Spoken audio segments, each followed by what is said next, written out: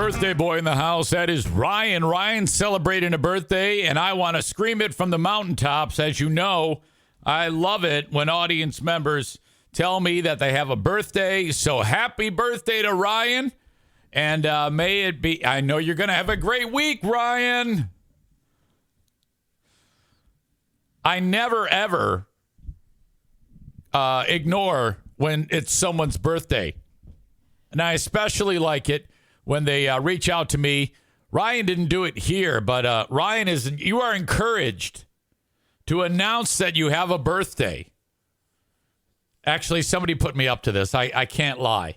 Someone said, will you please mention Ryan's birthday because it'll drive Kenny cuckoo for Cocoa Puffs. Kenny's birthday was announced on the radio again today. Hey, it's a BC Pizza birthday club. BC Pizza with 29 Michigan locations. And then I announce a people's birthday. And then every time I do the last one, oh, not every time. Oh, yeah, and it's Kenny's birthday in Nashville. It's your big day. I think birthdays only matter to, like, family. Hey, Rick, how are you? I'm great. How are you? Excellent. When is your birthday? September. September what? 24th. I had to write that down. It'll be Rick's birthday. Yeah. We had. Are you gonna get his shout outs? Yeah, you sure can. You sure can. I know what you get for my birthday. What? Never play that Chris Cornell song again. The one you played this morning on Q100. Doesn't remind me, which was originally done by Audio Slave. I love Audio Slave's version. I love Chris Cornell. I hated that version. The pacing was all wrong, man. It was too fast. It was, really? Yeah. It was. I mean, that song.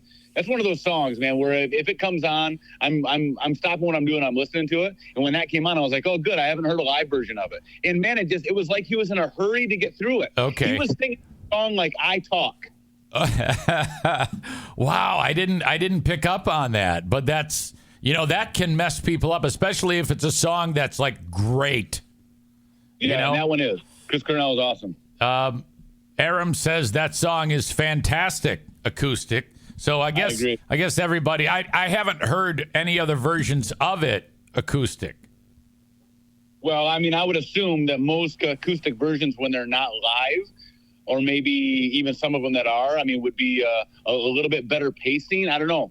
When you're at a show, pretty much anything you'll see, if you enjoy the artist, I think just about anything you hear, you're just appreciating the energy, and you're in in that vibe, for lack of a better term. But I mean, just because I wasn't at the show, if I was at that show, I might have been really into it. But I wasn't at the show, and it just seemed really, really fast to me. Kenny writes, Chris Cornell. The only Chris Cornell that's any good, well, I'm paraphrasing, but he wrote Chris Cornell belonged in Soundgarden doing Soundgarden songs. Not a fan of his other stuff. And I'm of the opinion that I don't care what he's singing. It's great. I agree, but we know that Kenny is a little bit specific with his musical taste.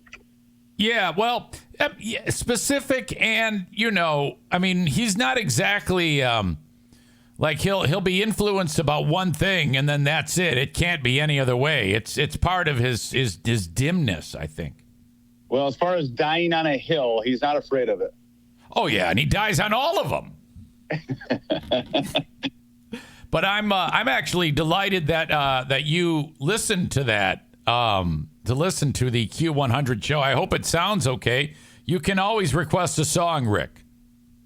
Oh, that I did not know. Yeah, a lot of what I played today was requested. I would say more than half of it was requested. All right. So I'll think of some stuff. I think Kenny is better at finding those B-side little nuggets of goodness. I know that when a song comes on, I'm thinking, man, what a great song to follow the previous or for the mood or moment. I can acknowledge that when it happens, but I'm not good at setting that stuff up in the first place. Did you just say that Kenny is good at picking songs? So, it's kind of like You're not going to get that reference. I think Kenny is pretty good. I know that you and Kenny don't overlap very much. Kenny and I don't completely overlap, but we overlap some. So some of the stuff that he throws at you, I can appreciate, even if you think it's garbage. I've got some specific taste myself. These are words that have never been uttered before on this podcast, and it's 4 of them. Kenny is pretty good. ... You might have me there. Okay. We're in unprecedented territory. April 29th, 2004 or 2024. Somebody said that. So that is, that's a first. I guess maybe I have to die on this hill now. Yeah, you absolutely did, Rick. I got a couple welts. There's one on my little arm here. I got one on my ass from paintball yesterday. It was a good time. It was, and I saw some paintball instinct take over for you in one of the games. It was on the airball field, and you were down bodies. I think it was just you left, and instead of just sitting back and waiting for them to get you, you decided to take matters into your own hands and come down the tape line and try to get a couple of them while they're coming after you. Yeah, it took off like a madman, Rick. I noticed that Justin, of all people, he had a technique where, let's say, if he wanted to move up the field, and this was in the village, he's hitting one of the obstacles and he's shooting the hell out of it, and then he runs towards it to get behind another bunker, and then, you can't really hear or figure out where he is, so I just kept firing, and lo and behold, it didn't work out, but that was a good time. It was a good time, and Justin's move, I think that was Pedro he got out of one of the buildings there on the village. Yeah, that was a really too. And yeah, that's a good technique where you kind of use your own cover fires to disguise your move and give yourself an opportunity to get up on somebody. That was good. It was awesome seeing you do that after 24 paintball wars. We're seeing instinct show through. But I'm telling you, man, I am physically breaking down. The shoulder, holding the gun up now. I mean, by the end of that, my shoulder, which has just been killing me lately, was just like, okay, I have had enough. I have to end this. I'm such a withered fuck. It's horrible. I was hoping to come out for one of the one-on-ones. Oh, God. One-on-one with Rick. God, watching you play. You had a maneuver when you had the inflatable in front of you, but it was an inflatable that wasn't that tall. And you were crouched off to the side of it. And you shot, pulled yourself back in, and then went up over it and hit Cesar in the fucking head. Jesus, you're a shifty little fucker. I'll tell you that right now, man. If you've done an activity as often as I have done an activity for the last 25 years of my life, and I don't know some of those tricks, then there's something wrong. Then I just haven't learned anything. So, yeah, I mean, obviously I've got a lot more experience. I've played at a few different levels of paintball, so I should win those one-on-ones. I really should, with the amount of experience and the amount of time I put in on the field. So there's the story I want to tell you. Did you see that story about a month ago in March when the guy's vape warehouse blew up in Metro Detroit? I think you were talking about that on Friday, and I was just listening to that before your live stream started. And he just got caught. Yeah. Yeah. Well, he wasn't supposed to have all sorts of these canisters full of the accelerant, or what is it, butane or propane? I don't know what the fuck it was inside of his facility. So it blew up like a nuclear bomb hit it, and one of the pieces of shrapnel hit a guy like a mile away and killed him. And then they can't find the guy who owns the place. And then they caught him trying to flee the country to head off to Hong Kong through JFK Airport in New York, and now they're bringing him back. What a Wild West industry vaping is. We see little shops pop up here and there, and then the big conglomerates take over the mom and pops, and it's wild because it was almost like it kind of happened on society before anybody really knew what to do about it. When it first came out, everyone's like, oh, it's water vapor. It's completely safe. And then you got that pop thing, and it's like, we really don't know what the hell's going on. So guys are just doing whatever they want to, mixing up chemicals in their garage and then selling them to people. What? This dude is sitting on like 100,000 pens or something. Yeah. And they, you're not kidding though. I remember being on a plane, and then there's a few people doing that. And then they're like, hey, what are you doing? Oh, yeah, it's harmless. It's totally good for you. And I think that's like the opposite now. If you vape, you're like going to die. Isn't that right? Yeah, I got a 12-year-old kid. I think I'd rather he come home smoking than vaping. Right, because he doesn't look like such a fuckface. At least he's going to get some puss if he's smoking a dart. I'm not sure if a vape has ever improved anybody's look. I saw Gabe, the Honduran, at TC Paintball yesterday, and he had this. It looked like he was sucking R2D2's dick. This big thing up to his mouth. I was like, what are you doing? What is that? Just smoke. Just get a pack of Camels, you idiot. Or go around the corner and smoke a joint. I mean, something. Oh, Jesus. What's on tap for you this week, Rick? Anything exciting to talk about?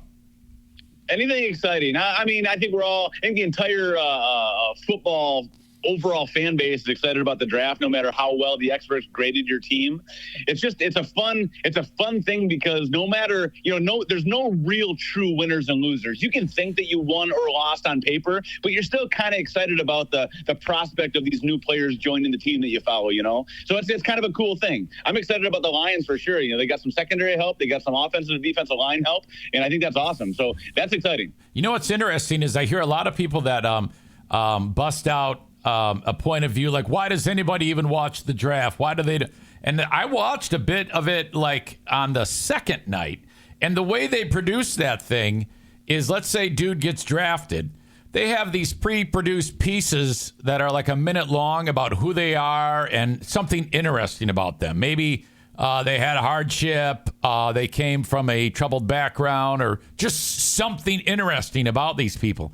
And I was like, God damn, that's fucking cool, because who doesn't love a story, especially a guy who just signed, is going to actually become a rich man once he starts playing football. Yeah, and this NIL, era that we're in, it kind of changed things. But what I kind of like, too, is, there's obviously so many talking heads, so many experts giving opinions about who's going to go where and when. So after you get through the first 5 or 10 picks, it becomes a little bit more random, and you're not really sure. People are kind of scrambling based on, who is left. But you get to see the moment that these kids get drafted, and they finally are justified in the fact that, yes, I was right in coming out. I'm a first-round pick, and I'm going to make millions. And that's a cool thing to be able to see their lives change before your eyes. Even if they had a good idea it was coming, it's still that moment of justification. Like, yes, I put all my time and effort into this sport, and finally, I'm going to get paid for it. I'm going to make millions of dollars. That's a cool moment to witness, I think. You know who might be making some cash very soon is my pal Bill Simonson's son. Oh, yeah, he's a big beast, isn't he? He's a goddamn powerhouse. That I shouldn't say little, that big fucker can, oh my God. He is one of the highest rated offensive linemen in the nation coming out of high school. And he still has another year of football to improve. And so now he's getting like all sorts of offers from like these mid-major schools, like the Toledos and schools like the MAC that are in the MAC. But if he has a good year, he'll be able to go to a big school and make some of that name, image, likeness money. He's still in high school, yeah? So is he out in Caledonia? Is that where he is? He plays for Forest Hills, one of the Forest Hills schools. I think it's Eastern. Okay, I'm going to have to pay attention to him this year. That's pretty cool. That's cool. Somebody that you know of for a long time, and all of a sudden he's got a family member that's it's going to be awesome. That's cool to follow that. So I used to make fun of his name when he was a little kid. When I was competition against Bill. Can you imagine if he remembered that and ripped my head off when I ran into him like down the road? Let's hear some of the jokes. What did you say about his name?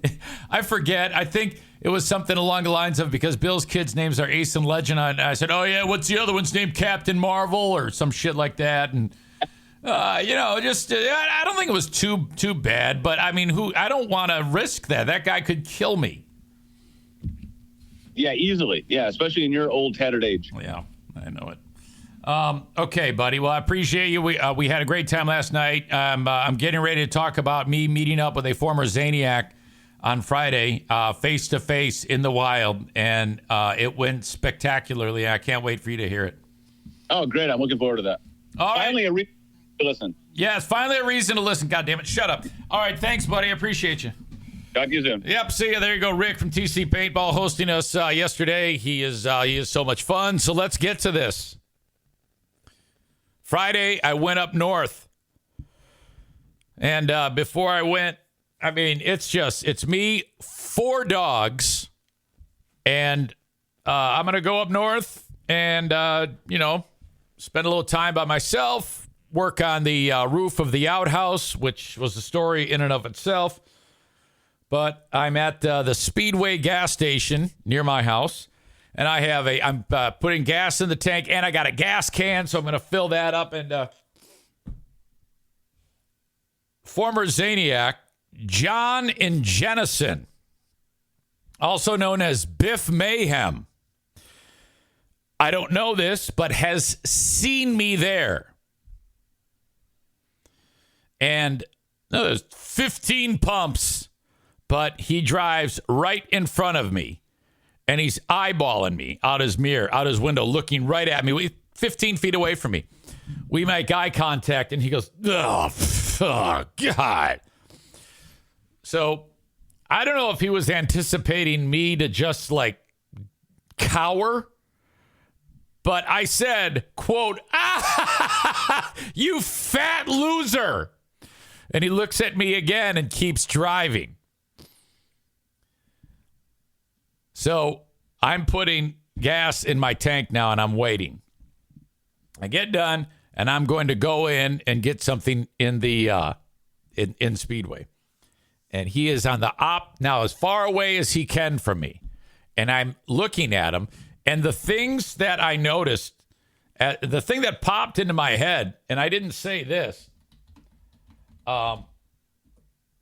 is as he's putting gas in his tank, how ridiculously round he is. I couldn't believe it. And it was because he's got really teeny tiny legs, but it's, his belt is cinched way tight, and then he's round.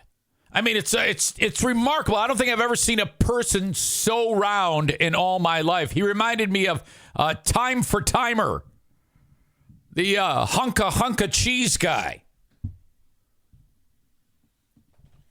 So I actually said out loud, John, my God, are you round? And he looks at me, he goes, what about you, dude? You've gained 50 pounds. Now, I don't know where he got that from. I'll tell you this. When I did when I was doing Ironmans, I weighed 156 pounds. Right now, today, as I sit here, I'm 179 pounds. All right. Little porky, to be sure. At 5'8", me being 179 pounds is not that great. I'm not happy about it. But I can fucking still do this. Fucking hey, you fat fuck. Seriously, John's like 5'6", and he had to be 340. And he goes, what about you, dude? I go, and then I didn't say a word, but I'm like sticking my arms out like this, and I'm walking, boom, boom, boom, boom. And then there's other people that are at the pumps, and they're hearing this, okay? And one guy in particular, he goes, I'm heavier than both of you. He thinks we're kidding, all right? And so then I get into the store. I get what I'm going to buy. Megan says we have to get the security footage from the gas station. So now I realize he doesn't have any nerve whatsoever, okay? He's completely fucking backpedaling. He doesn't know what to do with me. He probably thought I wasn't going to say shit to him because I was seeing him out in the wild. Like I might cower. So then I come back out, and he's got a YouTube channel that he plays his fucking, he's in a rock band church, all right? And the church is called it's one of these ones that you'll see like in a strip mall. And it's called like The Cross or The Rock or The Mountain, And then people show up there, and then he just crushes the guitar. I mean, the guy's really, really good at the guitar. And so he'll be on the stage, and then people are there going, oh, my God. They're speaking in tongues and shit. And John's just, wow, wow, wow. Woo, woo, woo, woo, Jesus. Woo, woo, woo, Jesus. Woo. Losing his shit on stage.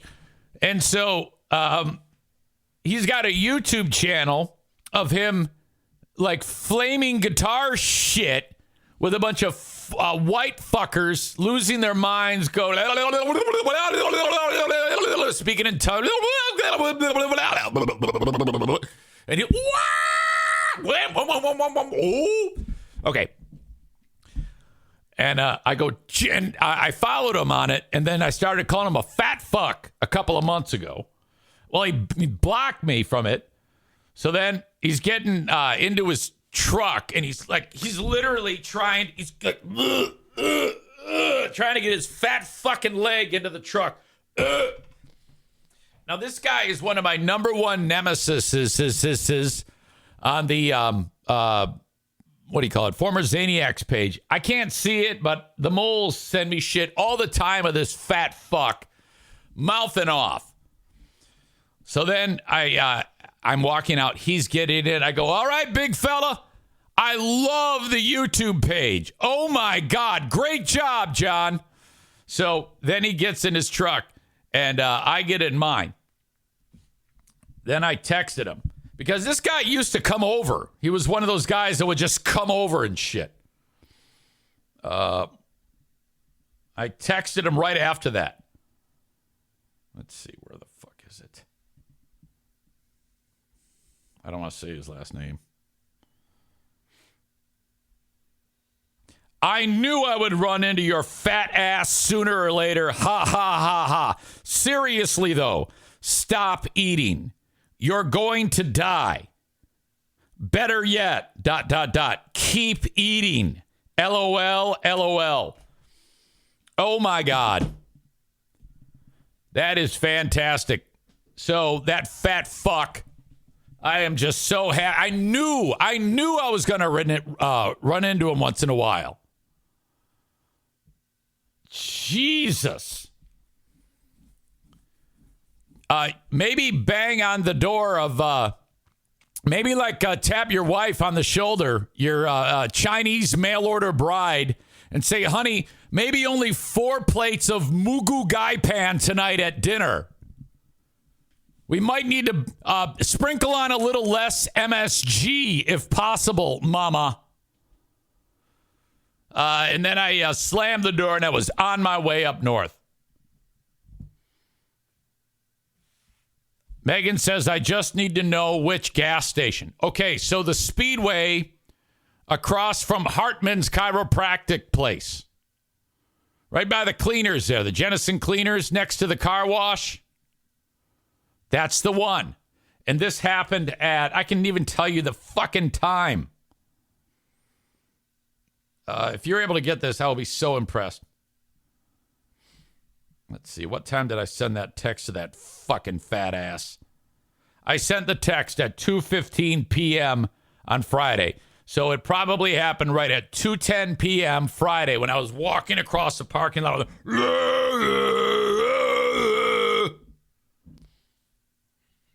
Holy shit.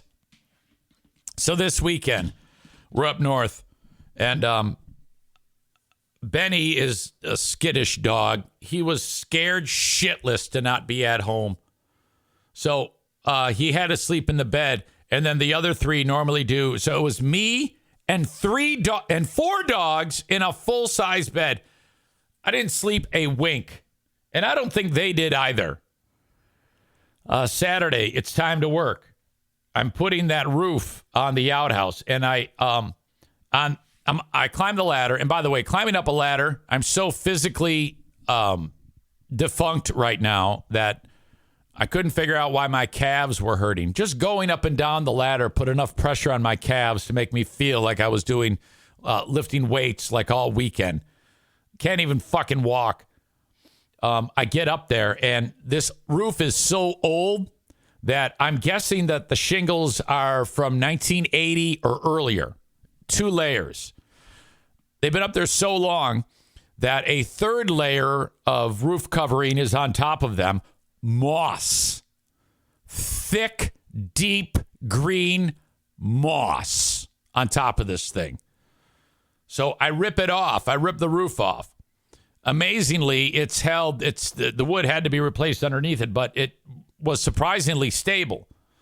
As I'm pulling the shit off and throwing it off the side of the outhouse, there's a gigantic nest of fucking ants that is all pissed off.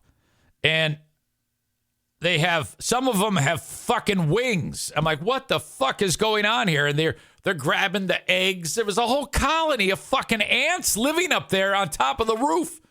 Jesus Christ. I get this thing cleared off, pop the wood off. Now I have to actually cut to size the roof, the plywood roof. And I have a circular saw. And here's the thing. I have never, ever used a circular saw in my life. The saw itself is brand new. I got it as a gift, but I haven't even... I had to put the blade on. I'm like, how the fuck do I do that? So I'm sitting there reading the instructions how to do that, and I figure it out. I'm like, okay, I can do this. So then I do like a couple practice cuts. I was like, I think I fucking got this shit. And I cut it. It was fine. It worked out. Everything about this was fine, except for the fact that I had been gnawing on my finger like a hangnail. I have this nervous habit where I'm constantly like, you'll catch me doing it on here. So I have a hangnail because sometimes I'm a little bit too aggressive and I actually draw blood. So I had just been doing that, and it wasn't great, and it hurt. But then I'm pounding a fucking nail, and I did it again. I flattened my fucking middle finger right on the exact spot where the hangnail was. And it was more than a hangnail. It was kind of like a self-inflicted gash in my fingertip. And when I hit that fucking thing, thank you, Linda. 15-minute warning, EZ, for your 11 a.m. meeting. I would have forgotten it had you not said that. Oh, my God. I'm such a piece of shit. So it happened again.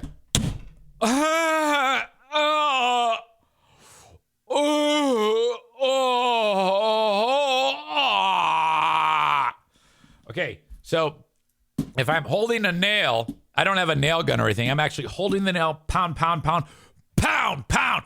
Okay, so you hold the nail, and that's how I did it. I missed the fucking thing because I suck at it so bad. And so then I'm up there for like 10 minutes holding it. It's bleeding all over the fucking place. I finally get it to stop bleeding. I'm still on the roof. Moss everywhere, ants. And I did it. I got the nail and I fucking hit it, and I hit it a fucking again. Twice. Like fucking bleeding all over. Oh, Jesus Christ, holy shit. It's terrible. It wasn't as bad as when I flattened the thumb that I was telling you about the other day when Diana's like, Eric, did you hurt yourself? Yeah. Holy shit. But Diana said, look, when you get done with this project, first of all, she made me check in with her every half hour. I need you to check in every half hour because she was afraid I'd fall off the thing. I was too. And then when I was all done, honey, I'm all done. Okay, you're not going up on the roof anymore. No. Maureen says, I'm surprised you didn't vaggle up there. Oh my God. Can you imagine? Just the idea of if I fell off and then killed or paralyzed myself, and then Diana, like the half hour comes and goes, and I'm not calling her. Her like having to drive up and find me there. Look, oh God, holy shit. Mike Utley, thumbs up. Jesus. Or dead. My God. All right. What else is I going to talk about here? I had a list of things. Okay, so we got the interaction with John and Jennison. I had a lot of stories sent my way from you folks today. One of them that was sent to me was by Hurricane Ashley. And I need to do mention this as a reminder.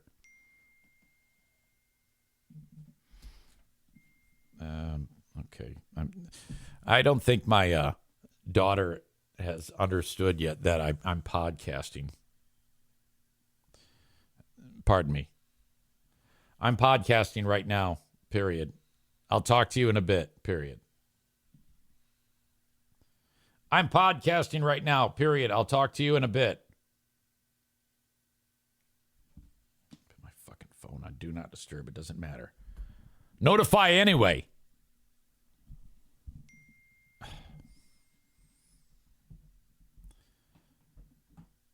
When you see a story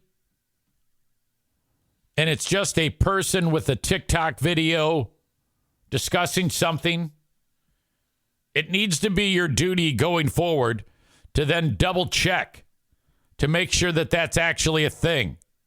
Not only does that end the cycle of stupidity when it comes to misinformation, but it makes me have one less thing to do. So when I see a story come across my phone, it says that the E in the new Detroit sign was stolen. I see it, and what do? The first thing I do, check. Double check. If nothing else pops, it's probably not true. This one is not true. There's a sign that they put up as you enter into Detroit from one of the freeways that they got a lot of grief over because it was not very awe-inspiring. Detroit.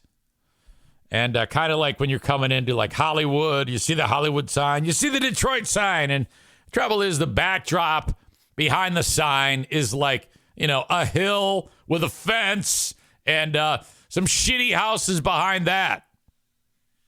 There's nothing to it. There's nothing scenic about it. There's nothing majestic. It's a gritty pile of shit look. So some jackass did a video and all he said was, oh my God, the E in the Detroit sign was stolen. And Ashley went, got fucking shit. I'm so happy about this. I got to send this over to EZ. And I got it. And of course, I do my work. This is not true. Okay?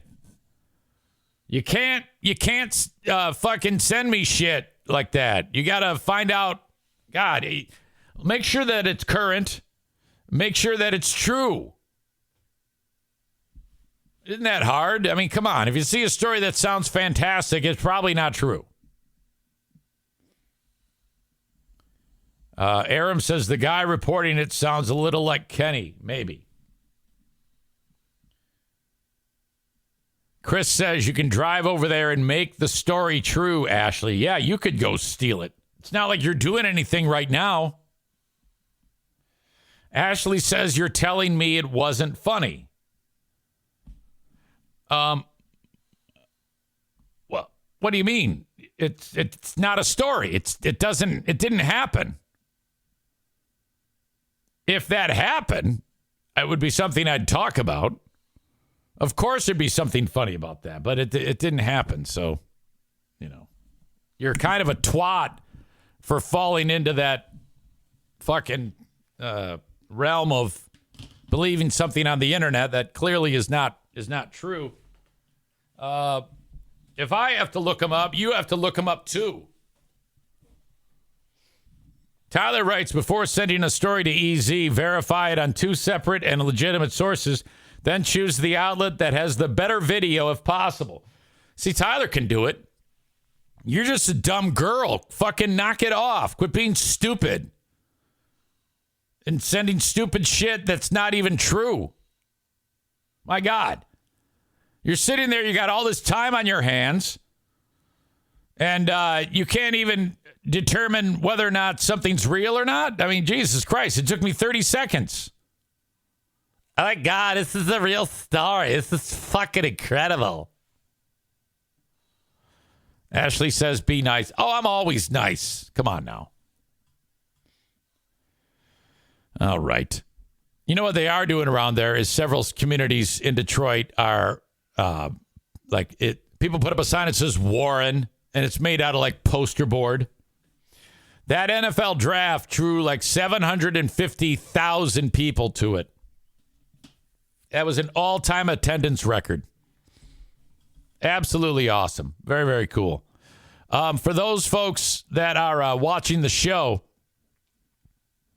I should say the opening of the show brought to you by our friends at Irvine's Auto Repair. They sponsor Facebook and Twitch. Thank you so much for that. Blue Frost IT sponsors X. Follow me on those platforms as well as on YouTube. Now, the open and live stream of the Eric Zane Show podcast brought to you by several sponsors. First of all, if you want to reach out to me, send me an email on the Shoreliners Striping inbox. Shoreliners Striping, where I sometimes moonlight. They are great. If you need the parking lot stripe, the athletic field stripe, they can help you at Shoreliners Striping. Berlin Raceway. We've got racing this weekend. Holy crap. Back at it. You can get your tickets for just $14 at berlinraceway.com. $18 when you buy them at the gate. When you buy them online, they're cheaper. Parking is free.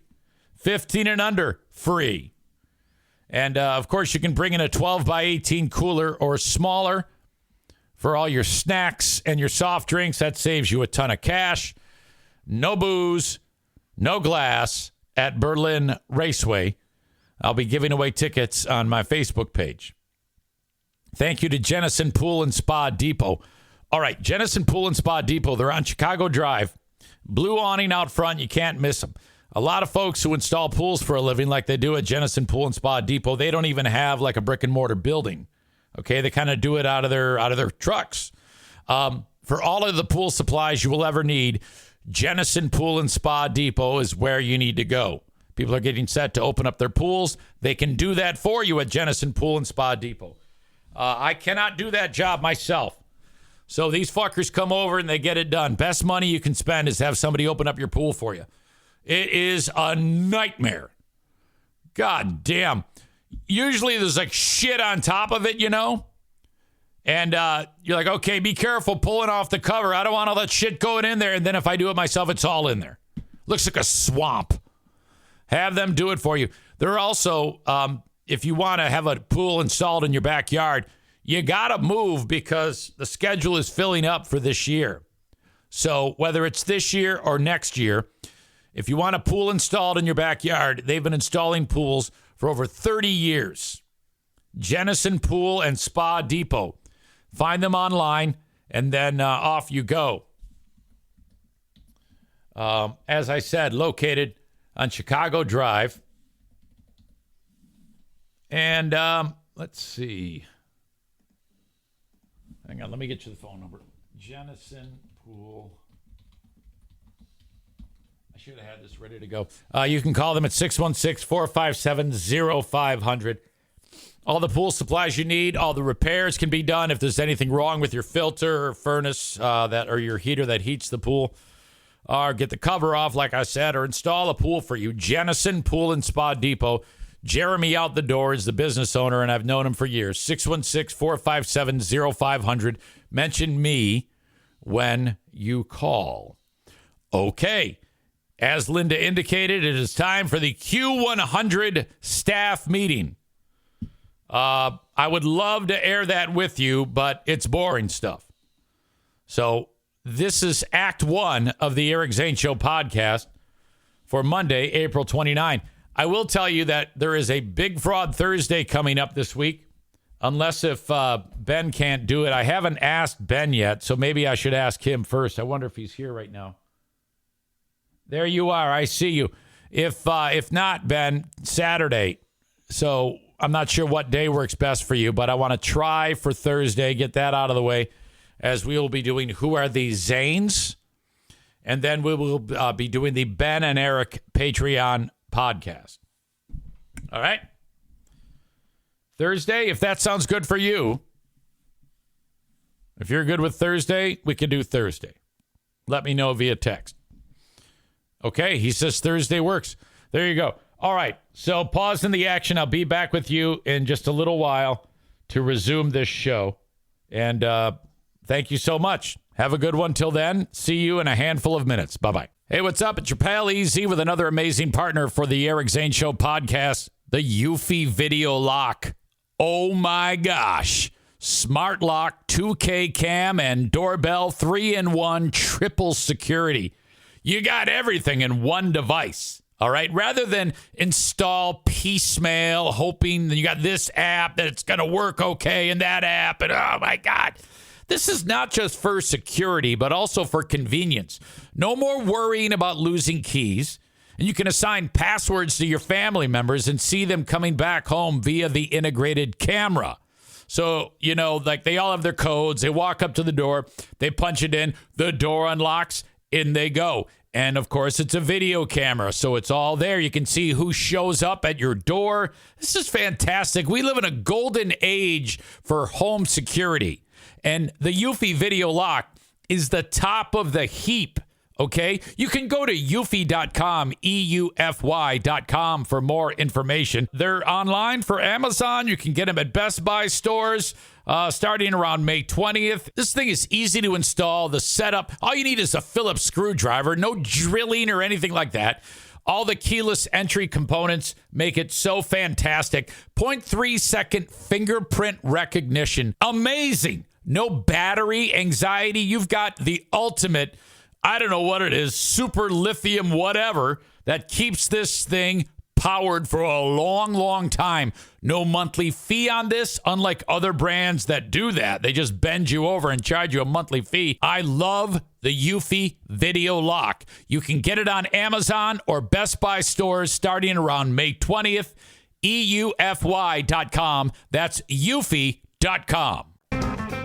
Man, I'm telling you, I am just so happy that I was able to quickly get out of the first act of the show to get ready for my, with a minute and a half that I had to spare to get ready for my Q100 staff meeting. As you know, easy, total team player in the workplace. Making my way back into the game at Northern Michigan's Q100. I love the staff meetings. I love being part of a team. I went to grab the Zoom link so I could take part in the big meeting. And it's tomorrow. Yeah, I forgot because I'm kind of a jackass. So then I'm like, fuck. Well, I could do one of two things. I could start the second act of the Monday show right now, like immediately. Or I could just let it breathe for a minute. I didn't do much. I basically sat here and watched some videos on my phone. I even started to get groggy. I was like, boy, I think I could use a nap. I could just say that the meeting went long and go crash. But I'm like, fuck that. So here I am. That means tomorrow we'll do this again. It's embarrassing, I'm telling you. I can't even remember when. Okay, so like on any given day, like last week, Linda had to say, don't you have a staff meeting? Oops. Now I'm like, okay, I got the staff meeting, and then it's not even today. Yeah, right. I want to talk to you about the governor of one of the Dakotas. What is her name? She's hot. She's such a babe. She's the governor of South Dakota. Kristi Noem is her name. I mean, just a smoke show. A lot of people say that she may be the vice president nominee for Trump. Now, she's the type of person where, like for weekends, she'll go out and like hunt. So a hot chick that hunts, like she's shooting pheasants or turkeys or whatever the fuck. She's a total hillbilly. And I mean, if I'm Trump, you got to make this chick your running mate on looks alone. In fact, if it is Noem, where I was 100% likely to vote for Biden, if it's Noem, I'm 1% likely to vote for Trump. Just because you have to give that point for appearance. Okay? Without a doubt. Now, if she were a complete bow wow, no. She does not get that 1 percentage point. But she looks so hot that she's going to get that one. I'm still going to vote for Biden. All right? But she just published a book. And in the book, I don't know why she felt the need to tell this, but she tells the story where she went hunting with her bird dog. She's got a dog that she didn't have very long. And this breaks my own rule about talking about animals being harmed. Because in this story, there are animals harmed. This actually happened in real life. And so some of you are going to be triggered by this. So if you got a dip, that's totally cool.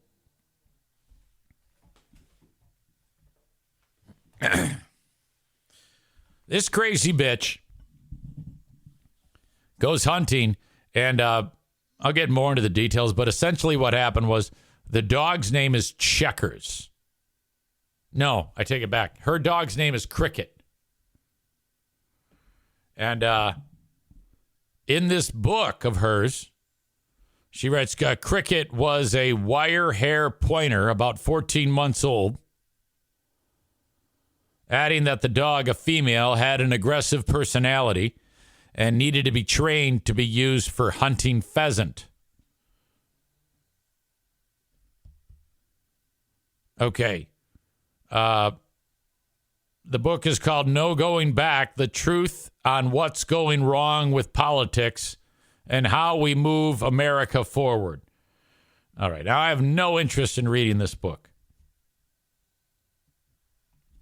The book's coming out next month. This is the publication The Guardian obtained a copy. Poor Cricket, who ends up getting killed, she says, when asked about why are you even telling us this, she says to illustrate her willingness in politics as well as in South Dakota to do anything, quote, difficult, messy, and ugly if it simply needs to be done. Now, mind you, most hunting experts who hunt with dogs said, you didn't need to do that. That didn't need to be done. You only did what I'm about to tell you about because you thought it was right, but that was, in fact, not right. By taking Cricket on a pheasant hunt with older dogs, Noem says she hoped to calm the young dog down and begin to teach the dog how to behave. However, Cricket ruined the hunt, going, quote, out of her mind with excitement, chasing all those birds and having the time of her life. So she killed the dog. Like she shot it dead because it was having too much fun. I'm not even joking. Actually, there's a little bit more to it. I got to be totally fair. By taking Cricket, Noem describes calling Cricket, then using an electronic collar to attempt to bring the dog under control. Nothing worked. Then on the way home after the hunt, Noem stopped to talk to a local family. Cricket escaped the truck and attacked the chickens that were roaming around the neighbor's yard. Quote, grabbing one chicken at a time, crunching it to death with one bite, then dropping it to attack another. There's nothing pleasant about this story. Cricket, the untrainable dog, Noem writes, behaved like a trained assassin. When Noem finally grabbed Cricket, she says, the dog whipped around to bite me. Then, as the chicken's owner wept, Noem repeatedly apologized, wrote the shocked family a check for the price they asked, and helped them dispose of the carcasses littering the scene of the crime. God damn. Through it all, Noem says Cricket was, quote, the picture of pure joy. She writes, I hated that dog. Adding that Cricket had proved herself untrainable, quote, dangerous to anyone she came in contact with, and less than worthless as a hunting dog. At that moment, Noem says, I realized I had to put her down.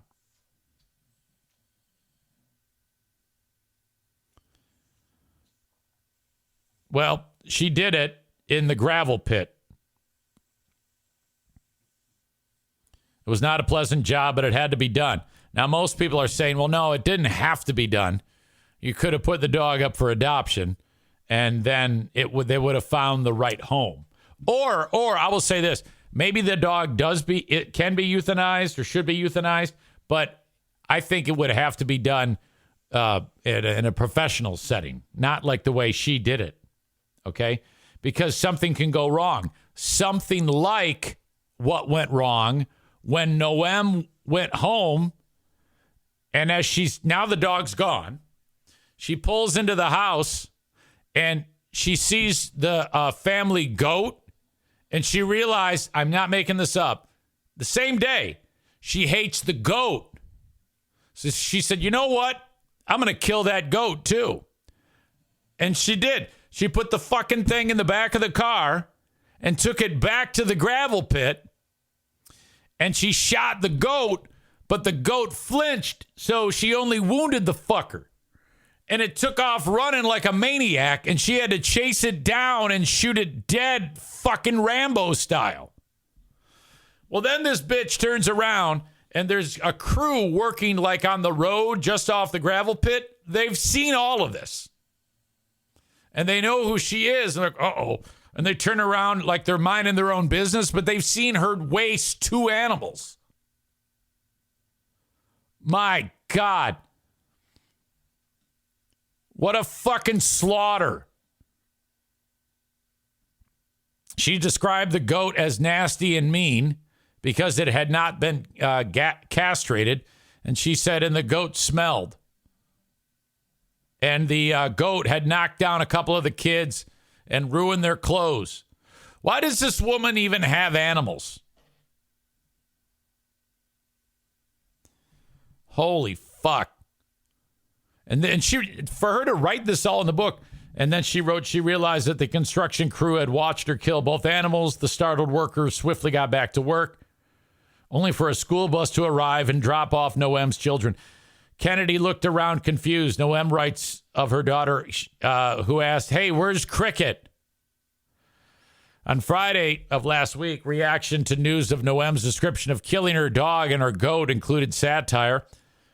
The Barack Obama advisor turned podcaster Tommy Viter calling the governor Jeffrey Dahmer with veneers.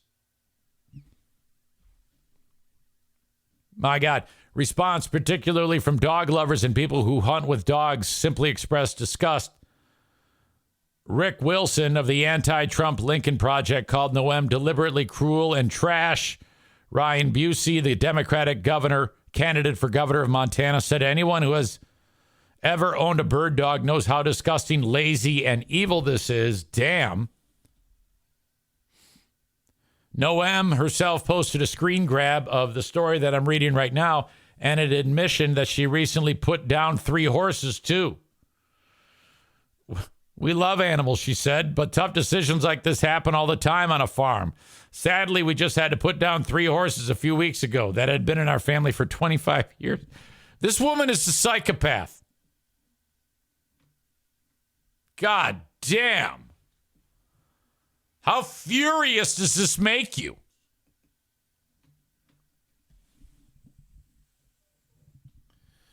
Megan says, goats knocking kids down are some of the funniest videos on the internet. She also adds, the goat can't castrate itself. Maureen's furious. I hate this woman so bad. My blood is boiling. Someone should take that bitch out to the gravel pit and shoot her. The animals always suffer because of dumbass humans.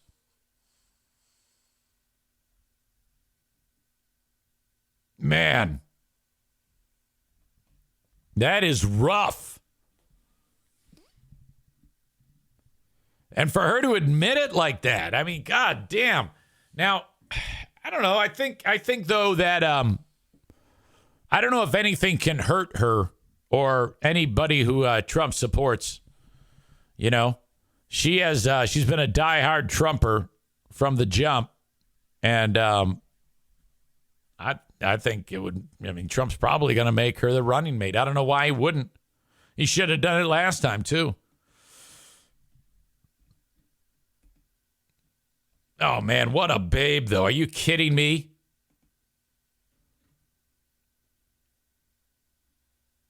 What does that say about your old pal EZ? What a shallow loser I am. My God, what a babe. All right. Well, anyway. Just an awful, awful story. I cannot believe that anybody would have the nerve to ever do that. I don't know if you're just, I don't know what that is. Can you say you're, to have the ability to put an animal down like that? I mean, I'm so unbelievably attached to my animals. If a person has the ability to do that, okay, they were never really in love with the animal to begin with. Because anyone who loves their animals would never be able to do that in any way, shape, or form. And there's a lot that could go wrong if you're not careful. Plus, it's fucking gross. All right? It's inhumane, in my opinion. The way it works here with taking the dog to the vet, I mean, it's never good. But, I mean, I'm crying all the way there. I don't even like to think about that this, inevitably happens to our pets. I was talking with, I was looking around my room today, and our bed, you have the headboard and the footboard, and the footboard is destroyed.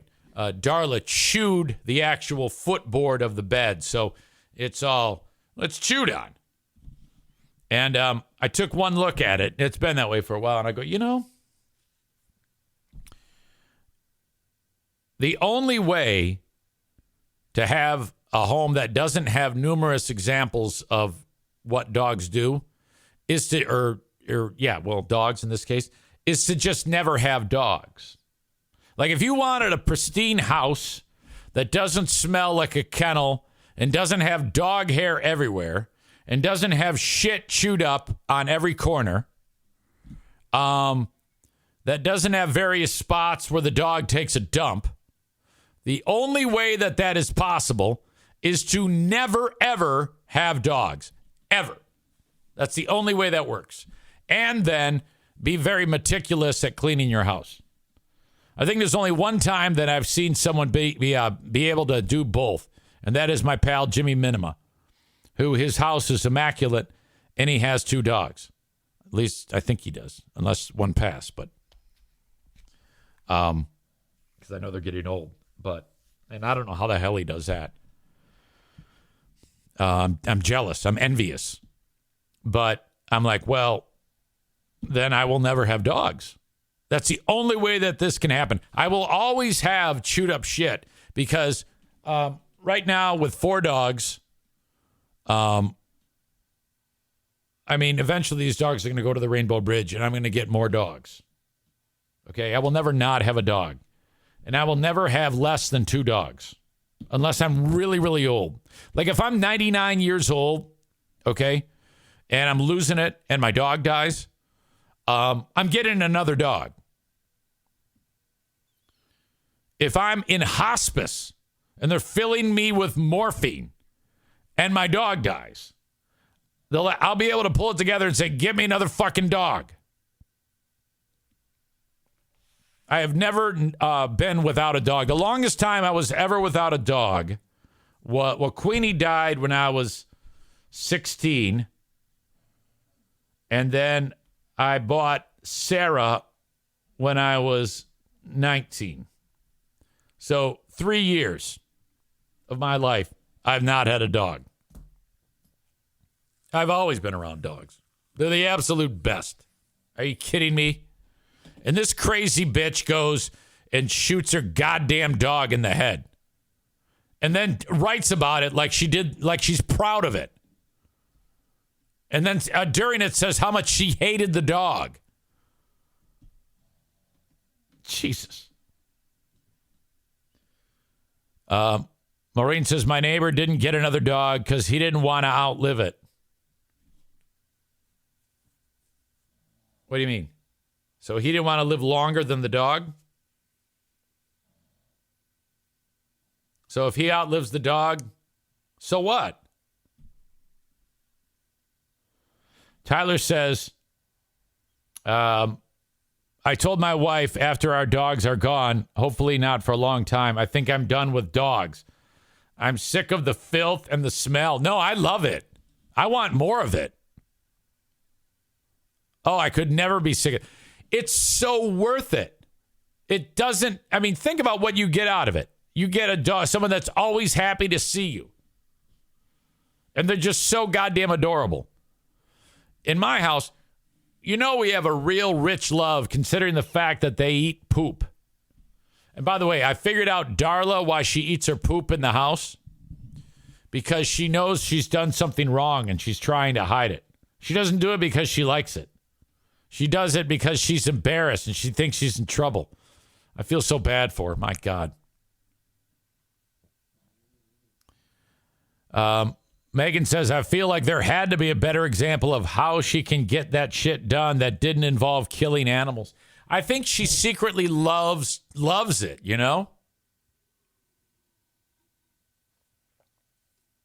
I don't think it's that far-fetched. I think she likes, because she didn't act like she didn't write of having any remorse. She probably ejaculated in her pants. You know how chicks can do that sometimes? I think they have to be having sex, but not her, because it's like she shot the dog and all of a sudden there was a big spray fest going on. Right through her pants. By the way, O'Neill is at my feet right now. That's his new thing. He has to be actually by my feet, which means if I move this chair, one of these casters is going to roll over his ear. So I got to be careful. All right. Rest in peace, cricket, and rest in peace, nameless goat. Speaking of politics, the White House Correspondents' Dinner was over the weekend. That's the one with the press and all the famous people get together and they roast each other. They roast Biden, or Biden gets up there and cracks some jokes. Biden was also interviewed by Howard Stern late last week. Christian Blatt and myself will be reviewing that tomorrow on Who Are These Broadcasters. I have not seen it. I'm looking forward to seeing it. Here's Biden ripping on Trump during the White House Correspondents' Dinner. Keep in mind, he does not write these jokes. Age is the only thing we have in common. Sorry about that. I don't know what the fuck I'm doing. My vice president actually endorses me.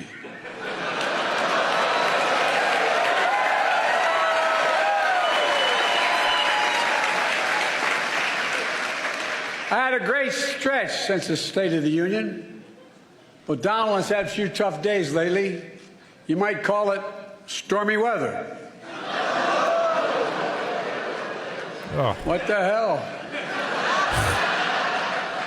Trump's so desperate he started reading those Bibles he's selling. Then he got to the first commandment. You shall have no other gods before me. That's when he put it down and said, this book's not for me. All right, it's painful. He looks like that puppet character. Forces me. You know the guy that that old man puppet? It might be Jeff Dunham. He looks like that. That's what Biden looks like. And the slurring, it's just fucked up. I don't know. Another video that that Brian shared with me. This is, I guess, a train on tracks when a tornado rips through, and so the tornado's going right into them.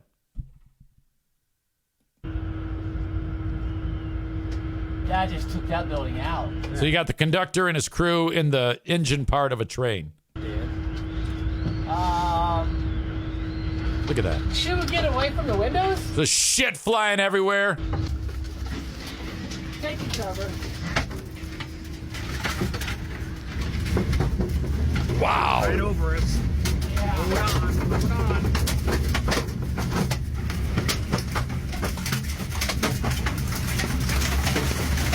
I can't believe they're like right by the glass of that fucking train. Okay, there's broken glass. Double plane window. We're in emergency. Yeah, I'm sure it knocked the car over. Let me see. Okay, so now it's passed. He's looking out the window to see if they lost a car, because there was several cars. They weren't moving, but there were several cars behind them, obviously, that they were pulling. Yeah, we got trees and everything else behind us. Yeah.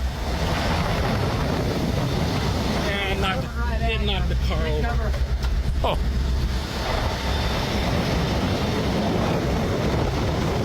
Yeah, Wow. we ain't going nowhere. We're on the ground. Yeah. There's a vendor. All right, so it knocked some of the train cars off the tracks. That is frightening. My God. Jesus. Let's see, what is that? Oh, I'll show you that later. Comments. The puppet is Walter. Tyler says he sounds more and more strokey every time I hear him speak lately. Yeah, it's bad. Maze in Blue 27 says he looks like he's about to die. Patrick says he looks like the Eagle Muppet. Bob says he's already done skits with Walter dressed up and acting as Biden. Jeff Dunham. That's interesting. Fuck. I am so excited about this, about the campaigns and seeing where this is going to go. Kind of. I mean, if Biden wins again, I'm a little bit concerned with how the losers are going to react to that. I'm concerned what's going to happen if they win, if Trump wins. I'm concerned all the way around. Okay, another amazing video that I need to share with you comes to us. I talked about this on the Insane Asylum today. After all of the death talk with Kristi Noem, this one will help you put it in the rearview mirror. All right? Let's see. And I think I had it. Okay, there it is. I know they won't remember this. They're too little. What we got here is a duck that is it's disabled. And the duck, all the other ducks that were in that were supposed to be like friends with it hated it because it was disabled, which is pretty fucked up. I mean, they're discriminating for the duck, and the duck has like a wonky neck. It's like bent weird, and it's like shaped like an S. So the duck was depressed and lonely.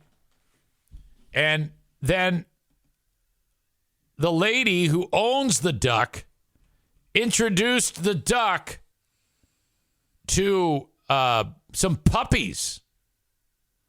And the puppies became like pals with the duck. And they're like best friends now. Hang on a second. I'll show it to you. Here we go. This is making a lot of people happy. Look at the stars. Look how they shine for you. I might kill the music. So there you go. See, the duck's neck is kind of jacked. Actually, I need the music. You got puppies. And the duck just loves the puppies. Oh my God. I could watch a video of disabled duck playing with puppies all day.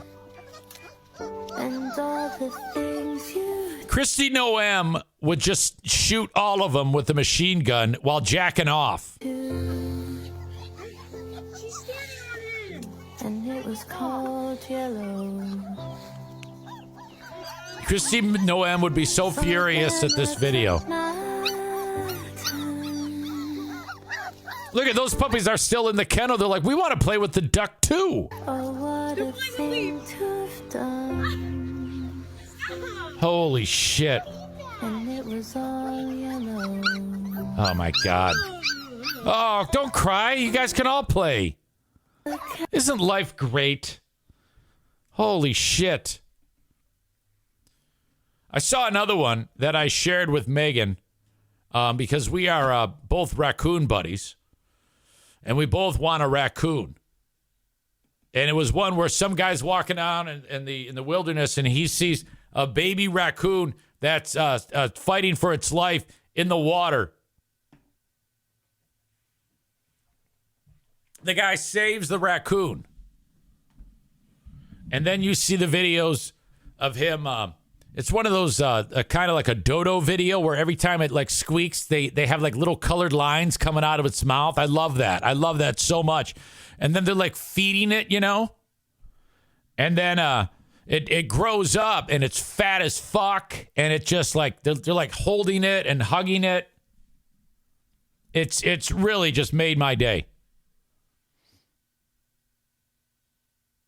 Tyler says Kristi Noem would say, pound me while I pound this duck with a hammer.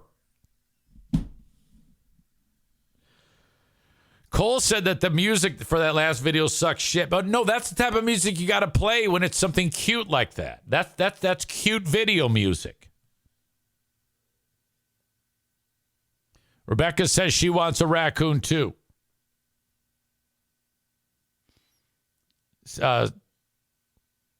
Stevie writes, Jade heard those puppies and she's looking around for them. That's her dog.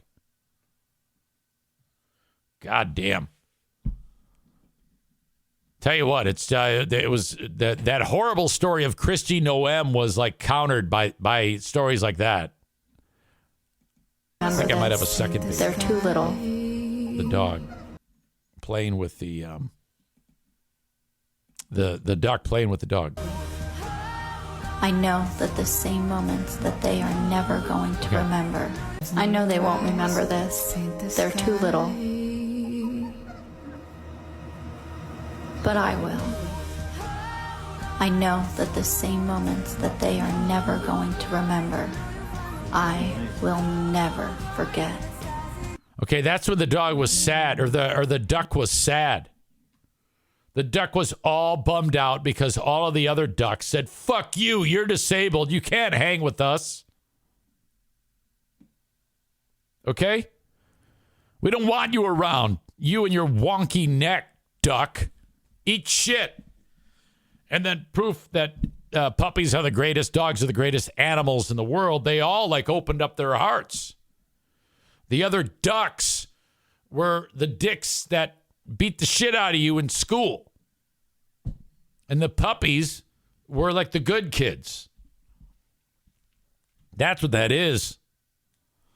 I didn't realize that ducks had that type of level of intellect, that they can have another duck that doesn't look quite like them and would hate them like that. That is remarkable. When I was in Grayling, I went into Tractor Supply, which is, prime hangout there. And there's a guy walking around who works there with the red vest, and he's got a big fucking cowboy hat on, and he looks like he doesn't fuck around. He ended up telling me where the tarps were. But he's working in the chicken section. At the store, at that store, I mean, in Grayling, it's such a fucking redneck place that when you go to the store, you can get milk and like a case of Busch beer and, hey, and give me some chickens. And you walk out of there with a handful of chickens, like real live chickens. But these are like chicks. They're babies. And so, but people there, they're not cute. They are, but not to them. They're little fucking chicks. They're yellow. They're fuzzy. They're adorable. And they've got them underneath the heat lamps to just wander around, and they eat food and they drink their water. And, that's how people, well, they eat. They don't, you can't even sell fresh meat in Grayling. It's against the law. O'Neill's having a dream. You got to actually own cows and do it yourself. If you do anything other than that, like say, hey, where's the butcher section? I need some fucking steaks. They'll beat your fucking ass right there. So same thing with the chickens. You got to raise your own. So everybody there raises their own chickens. So this hillbilly's with the fucking black cowboy hat on. And Tyler writes, those hilljacks probably look at those chicks and think, chicken nuggets. So I go, hey, can I hold one? And he wrinkles up his face and he's like, what do you mean? I go, what do you mean? What do I mean? I'm thinking, what the fuck do you think I mean? I want to hold a chick. And he's like, they're not for holding. I go, what? Huh? You got something in there? You know what else they had? They had ducks, baby ducks, ducklings, in there too. Also yellow, even cuter than the baby chickens. I mean, who wouldn't want to hold a fuzzy duck? This dick would not let me hold a duck. What kind of place is this, man? So they view it as, not anything adorable. Again, this guy, that's the same guy. He probably was reading that excerpt from Kristi Noem's book in the back of the store and beating his meat while that was going on. He's like, oh, God, I love her so much. And he did it right to completion. He was flinging goo everywhere.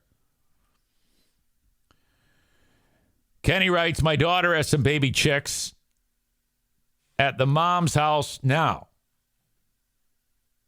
He adds, which is weird because I know one of her dogs over there is probably actively trying to eat them on a daily basis.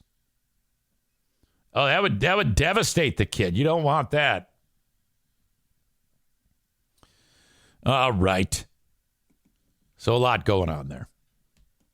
If you missed any of those videos because you're listening to the audio podcast, you can click on the links in the show notes, and they will be there. A word about Patreon. First of all, on Friday's Lost Zane recordings, it was the show rap battle between Joe and Ben Glaze, and I think I rapped too. I just started listening to it. It starts at about an hour, 18 minutes into it, and it's very, very funny. Especially when Joe starts rapping. And Ben is just laughing in his face. It's just so fucking ridiculous. When Ben starts laughing that hard. Oh, God. And I have to welcome in a new person that I just heard from today. Jennifer D. God, where is it? God damn it. I didn't have this ready. Oh. Signed up because of Who Are These Free Beers?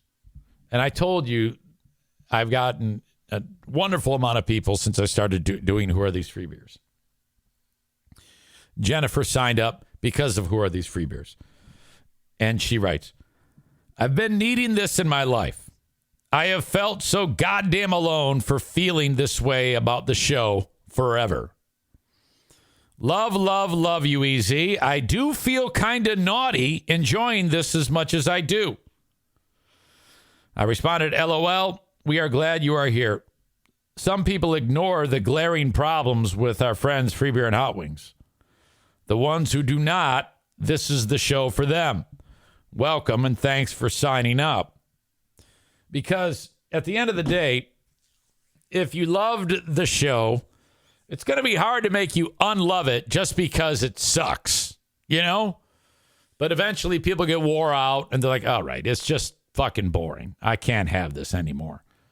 So that's basically where a lot of people come from. Other ones just don't listen to the voice, that it sucks, and will defend it like to the death. And that's cool too. I don't care. Because the more of you that listen to that show, that means the longer that they do that show. And if they do that show, then I'm going to do Who Are These Free Beers? So I don't want anything bad to happen to any of those people. Well, except Greg. But I still want them to be able to do a show, you know? I mean, Jesus. All right. I got to get some sponsors out of the way. I appreciate you checking this out today. And again, a Big Fraud Thursday with our pal Ben Glaze. And then Who Are These? Ben and Eric Patreon podcast thereafter. King's Room Barbershop is where guys and chicks who like short hair get their hair cut. Online at kingsroom.net. 3 locations, Caledonia, Northland Drive, 821 36th Street in Wyoming, next to the costume room. Go see them. $19 a haircut. They're great. The crew over there want to hear from you, so make sure you mention me when you go to King's Room Barbershop. Frank Fuss from My Policy Shop Insurance, online at buyinsurancehere.com. Frank will help you easily navigate Obamacare if you have to get insurance from the marketplace, and that may be someone who is in between jobs, Ashley, maybe runs their own business, or perhaps their employer does not offer insurance. Go to buyinsurancehere.com and Frank will help you. Impact Power Sports is in Rockford, Michigan. Their website is impactpowersportsmi.com. ATVs, UTVs, side-by-sides, e-bikes, zero-turn radius lawnmowers, Yamaha golf carts, golf carts. Oh, God. Golf carts. They're on 14 Mile Road in beautiful Rockford, Michigan. Go see Impact Power Sports today. Vouch Store is open. Vouch.store/Eric Zane. That's where you go, where creators match up with small businesses and sell you products. Split Rock Coffee, ground or whole bean. You've got Camp Craft Cocktail. You can get your Camp Craft Cocktail, fill it up with your favorite rum, bourbon, whatever it may be. Not bourbon, rum, vodka, and the fruit that is inside of the jars infuses the booze, and in a couple days you got a fruity beverage that you can mix with other things to have a great, great concoction. Try them at Camp Craft Cocktails, or try Camp Craft Cocktails on the Vouch Store. That's at vouch.store/Eric Zane. All this shit is in the show notes. And then, of course, Irvine's Auto Repair, Grand Rapids Hybrid and EV. 616-532-6600. Love them. 616-532-6600. Get your vehicle repaired at Irvine's. They've got loaner cars so that you're not in the lurch while your vehicle is being repaired. Speaking of being repaired, I think I am in need of some repairs. Okay. Now, I've been talking about this right shoulder forever. And every time I make a goddamn appointment to get it checked, I cancel it because I discover a new way to get relief. And I shouldn't say discover, because guys like Chris in Buffalo said to me, easy, roll it out with a lacrosse ball. And basically, you lean up against a wall with a lacrosse ball in between you and the wall, and you kind of move on it, you know, and kind of like Ashley on a penis. And you kind of rub it out, all right, for lack of a better term. And I found great relief with that. Boy, did it hurt doing it, though. And but nothing seems, that's just a temporary fix, and nothing seems to be getting better.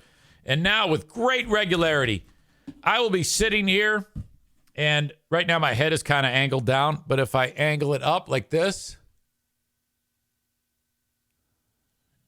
what happens is I can feel it getting very, very weak, and then I get pins and needles shooting through, and to my thumb, index finger, and middle finger. These three, I feel pins and needles going through them, and the whole arm goes numb. And it's weak. But my concern is I go there, and they say, yeah, you're going to need physical activity or physical rehab. And I'm like, well, I can do physical rehab. And then I was talking to Matt Kuipers yesterday, and he goes, yeah, well, then that's when they say, if all they can give you is physical rehab for it, that's when you say, oh, yeah, thanks, I'll get right on it, and then just don't do it. God damn. So this is really starting to bug the shit out of me right now. Where did you play golf? Kenny writes. Why? On the golf courts, of course. Mason Blue says, could be your neck. Yeah, it feels like something in there is what's causing that. Oh, did you hear that? Listen. Didn't do it. Kenny says, if you had gone to a chiropractor when we first told you, you'd be feeling better by now. I refuse to believe that hocus pocus, except if I get a chiropractor on the show.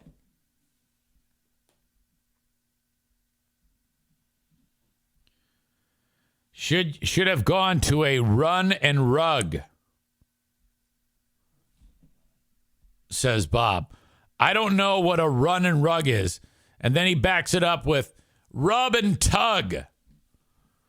Yeah, I don't think that would have helped me, Bob, but thanks. All I need is videos of ducks, a duck with puppies. All right. In Louisiana, they have a unique punishment if someone does something terrible to a child. This is a fucked up story. The bad man raped a teenage girl. The bad man got the teenage girl pregnant. The mom, the little girl, well, she's 14. The young lady had the baby. So this is, I mean, what the fuck? The guy, Glenn Sullivan, 54-year-old dude, pled guilty to 4 counts of second-degree rape on April 17th. Cops began investigating the dude in July of 22 when the lady, or I should say the young lady, she's 14 at the time, told the police that the dude had assaulted her multiple times. Well, I take it back. She told the cops in 2022, said she had been assaulted when she was 14. So I don't know how old she is now. So it might have been like well before 2022 when she was 14. I don't know. The assaults resulted in pregnancy. DNA test confirmed that Sullivan was the father. The DA said Sullivan had also groomed the victim and threatened her and her family to prevent her from coming forward. So this is about as bad as it gets. So many of these types of cases go unreported because of fear. The strength it must have taken for this young woman to tell the truth in the face of threats and adversity is truly incredible, said the judicial district attorney in the news release. All right. So the judge gave him a sentence of 50 years in prison. Now, if that was it,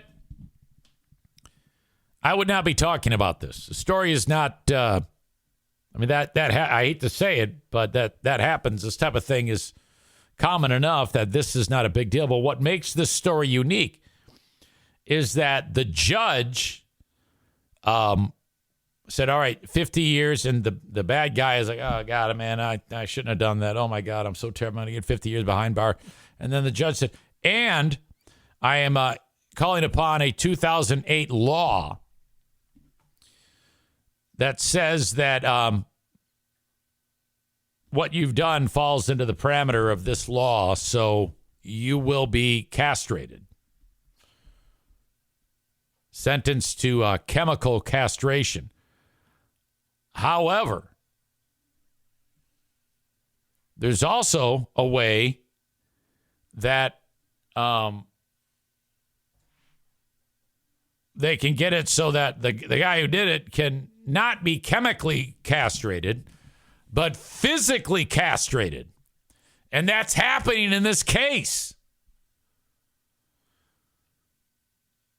The plea, like they offered him a plea. You can get life in prison or whatever. I don't know why he took the plea. I wouldn't have taken the goddamn plea.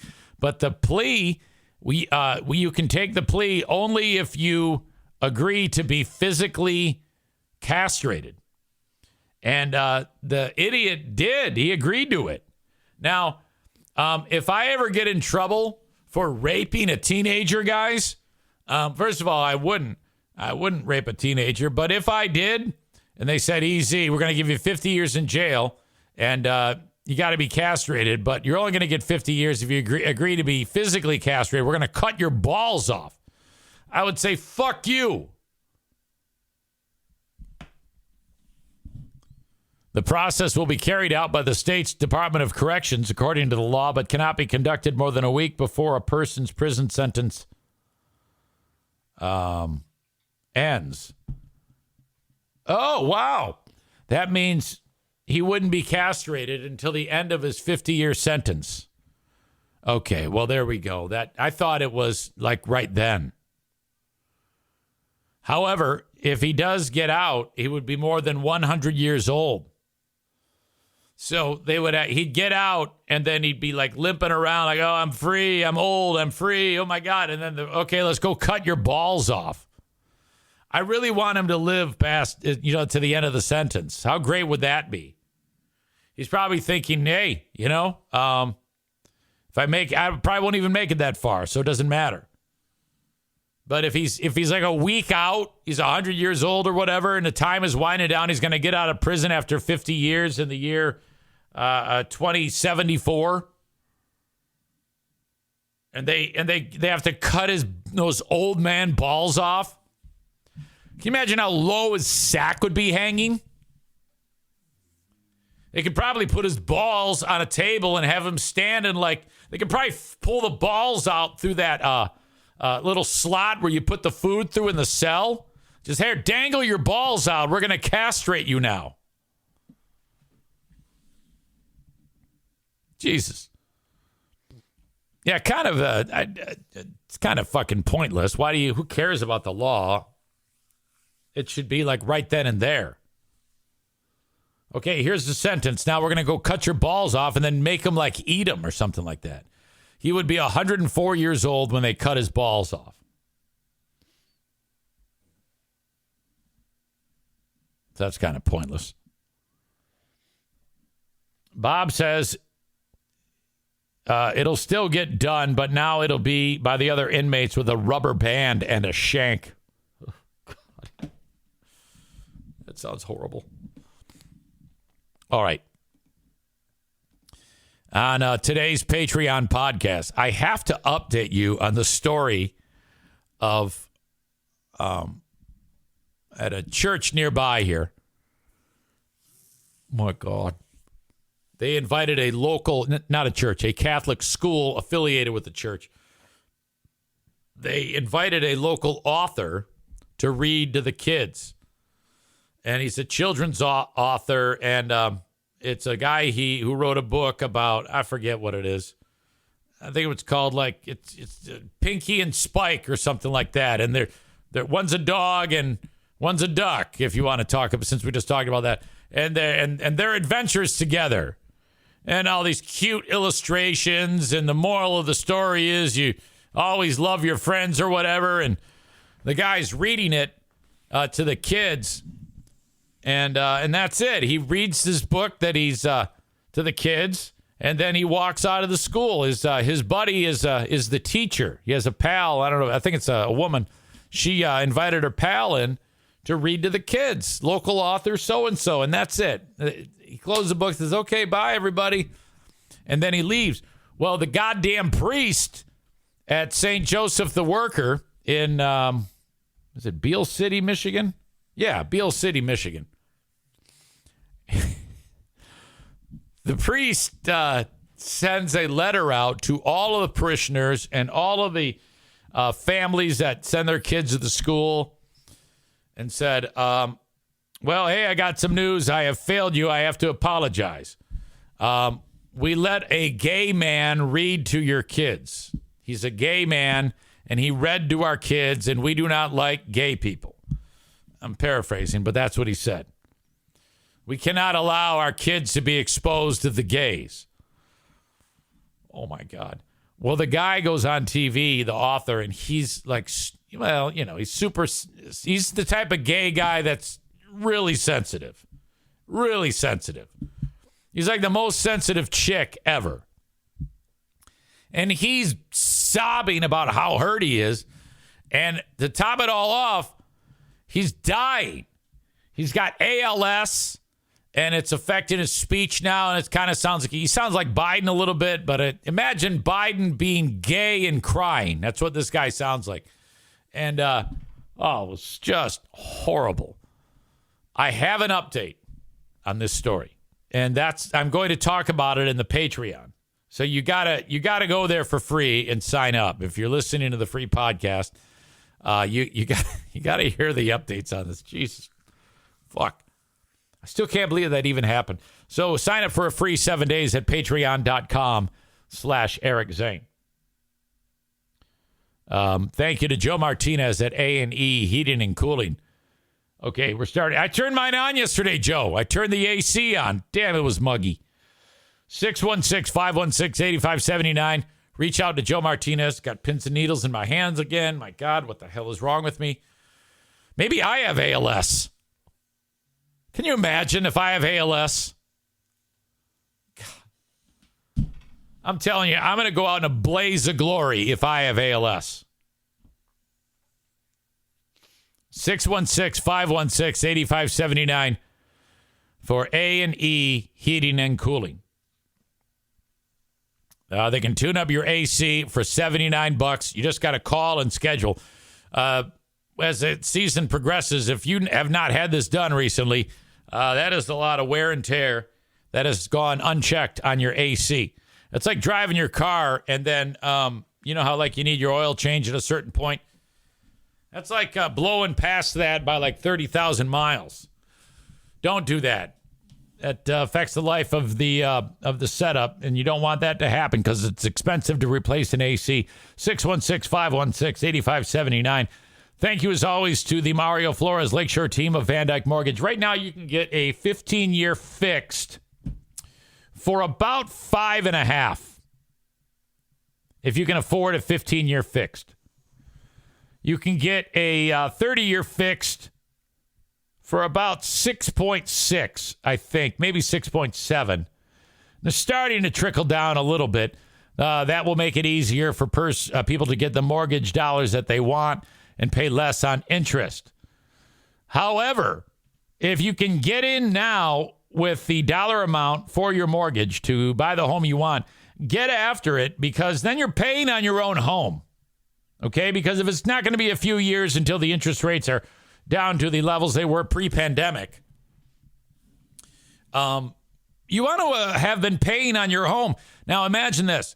If you've got a 30-year fixed at 6.6, let's say you get that today on a $300,000 house. You pay on it, you pay on it, you pay on it. It sucks because you've got more going out for interest. But in 3 years, it's 2.65.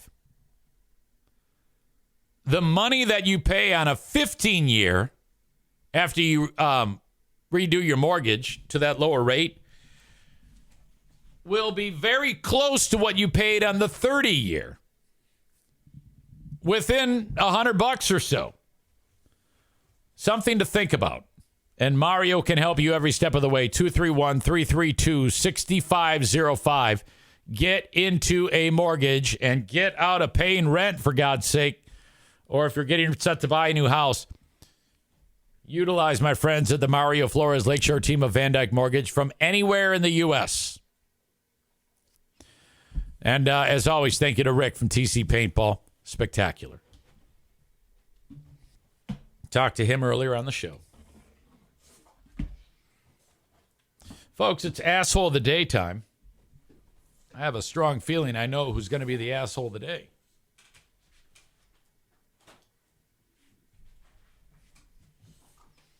Friday, it was most blind people, which I saw this sign on the floor like yesterday, and I was like, I had to laugh. Asshole of the day, most blind people. It sounds so ridiculous. Okay. Asshole of the day, brought to you by TC Paintball. Congratulations to Kristi Noem. That whole fiasco we talked about with her killing the goddamn dogs. Awful. Chris says, Governor Hottie psycho bitch.